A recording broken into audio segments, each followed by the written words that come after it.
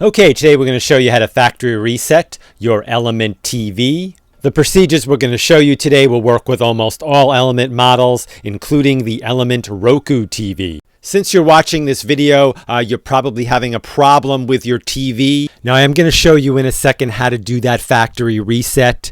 But I usually recommend on most of my videos trying what they call a soft reset first, because that factory reset will basically wipe your set clean, and any settings, any apps, and everything that you have on there, you'll need to reload.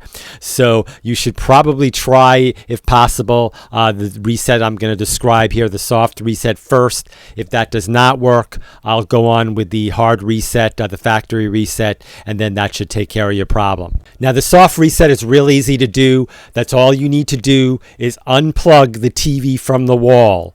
Don't turn it off by the remote. Unplug it from the wall. Wait about 60 seconds and then plug it back in. In most cases, this will solve, believe it or not, a lot of your problems. Okay, if this doesn't take care of your problem, then you can do the factory reset. We're going to show you how to do that now.